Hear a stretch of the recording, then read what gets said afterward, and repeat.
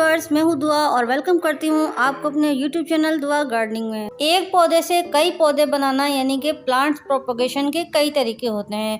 Basically 3 तरीके होते हैं। बीज से ग्रो होता है, सीड टू ग्रो, कटिंग से ग्रो होता है, कलम लगाई जाती है और एयर लेयरिंग यानी कि शाख में ही जड़ें निकाल दी जाती हैं एक खास प्रोसीजर से, जमीन की मिट्टी में दबाए बगैर। तो आज की वीडियो में मैं आपको सिखाने वाली हूँ गम्फेरना फ्लावर प्लांट की एयर लेयरिंग किस तरह की जाती है। एक सेहतमंद शाख में हमने ठीक पत्तों के नीचे 2 कट इस तरह लगाने हैं फासले से कि हम उसको जब उखाड़ें तो वो सिर्फ ऊपर की स्किन इसकी उखड़े, इसका तना टूटने ना पाए, क्योंकि ये सॉफ्टवुड पौधा है, इसकी लकड़ी बहुत ही नरम है, तो हमें बहुत एहतियात से काम करना है।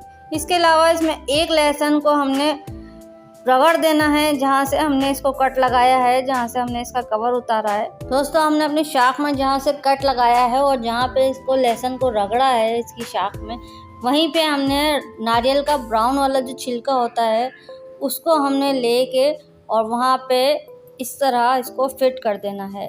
अब हमने क्या करना है, एक काली थैली लेनी है डबल करके और उसको इसके पर रैप कर देना है, तो ये एक मोटी सी गुट्टी बन जाएगी, समझ लें।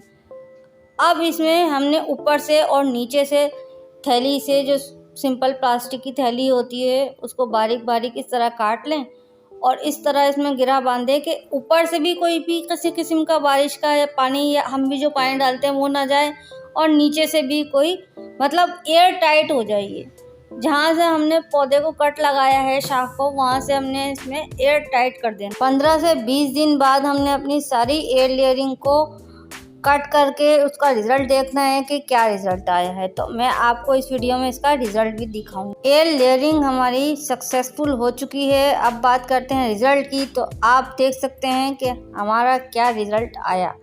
वाओ, कितनी खूबसूरत और कितनी अच्छी इसमें जड़ें निकल चुकी हैं। वाइट वाली जो है वही रूट्स हैं और ये जो ब्राउन है ये हमारा नारियल का छिलका है। हर शाख जिस पे एयर लेयरिंग की थी वो एक कंप्लीट पौधा बन चुका है और उसमें जड़ें प्रोड्यूस हो चुकी हैं। तो अब मैं इनको एक एक शाख को अलग अलग गमलों में, अलग अलग प्लांटर में लगाऊंगी और ये हमारा एक पूरा कंप्लीट पौधा बन जाएगा। इसको डायरेक्ट धूप में नहीं रखना है कुछ दिन तक, कुछ दिन के बाद आप इसको डायरेक्ट धूप में भी रख सकते हैं। किसी भी पौधे की एयर लेयरिंग के लिए बेस्ट सीजन है स्प्रिंग का, यानी मौसम बहार का।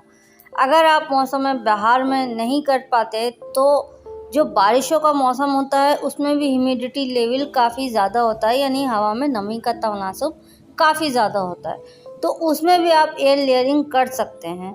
ये मैंने बारिशों के ही सीज़न में सारी एयर लेयरिंग की थी और ठीक 15 से 16 दिनों के बाद मैंने इसमें कट करके एक मुकम्मल पौधा बना लिया। दोस्तों, इसी मेथड से आप एयर लेयरिंग पौधों पर और दरख्तों पर भी कर सकते हैं। आम का दरख्त हो, फ्रूट प्लांट हो, फ्रूट ट्रीज़ हो, या फ्लावर प्लांट, फ्लावर ट्रीज़ पर यानी दरख्तों पर भी इसी मेथड से एयर लेयरिंग की जा सकती है। पिछले दिनों मैंने मोरिंगा की एयर लेयरिंग दिखाई थी आपको। सहजन यानी स्वांजना के दरख्त पे हम किस तरह एयर लेयरिंग करके एक दरख्त से कई पौधे, कई दरख्त बना सकते हैं। एयर लेयरिंग बहुत कदीम ज़माने से चला आ रहा है ये प्रोसीजर। और पहले की एयर लेयरिंग में ये होता था कि वो मिट्टी बांधते थे, शाख को कट कर शाख के ऊपर के हिस्से को कट कर देते थे और उसमें गीली मिट्टी, स्पेशली दरिया की मिट्टी बांधते थे और उसको रैप कर देते थे। तो उससे ये होता था कि जड़ें 1 महीने में या 2-3 महीनों में जड़ें निकल आती थी। दरख्तों पे होती थी ज़्यादातर, वो नायाब दरख्तों पे, जो रेयर वैरायटी होती है, ख़ास दरख्त होते हैं जो बहुत कम पाए जाते हैं, नायाब दरख्त होते हैं, उन पे ये एयर लेयरिंग होती थी। तो अब एयर लेयरिंग के बहुत सारे तरीक़े आ गए हैं, कई एक तरीक़े हैं। बागबानी के शोबे में नित नए तरीक़े आ गए हैं और काफ़ी आसान हो गया है पहले की बनिस्बत गार्डनिंग करना, यानी बागबानी करना, खेती बाड़ी करना। दोस्तों, एयर लेयरिंग वाली शाखों को आप पौधे से कट करके ज़्यादा देर ना रखें, फ़ौरन इनको नए प्लांटर में, नए गमलों में शिफ्ट करके मिट्टी डाल के पानी डाल दें, क्योंकि अगर आपने देर कर दी तो उससे हो सकता है कि ये शाखें अपना मॉइस्चर लेवल जो है वो बरकरार ना रखें और मुरझा जाएं। दोस्तों, मिट्टी वाली एयर लेयरिंग भी मैं आपको सिखा चुकी हूँ। मेरे चैनल पर वीडियोस काफ़ी बनी हुई हैं, आप वो जाके चेक कर सकते हैं। उसमें ज़्यादातर ये होता था कि मैच्योर शाख को और ब्राउन वाली जो शाख होती है सॉफ्ट हार्डवुड, उसको एयर लेयर किया जाता था, गीली मिट्टी बांधी जाती थी उसमें। अब ये चूँकि एक 100 फुट शाख है यानी कि 100 फुट ब्रांच है, तो इसको हम इस तरह से एयर लेयर मैंने किया है और 15 ही दिन में इसकी जड़ें निकल आई हैं। बहुत ही आसान तरीका है।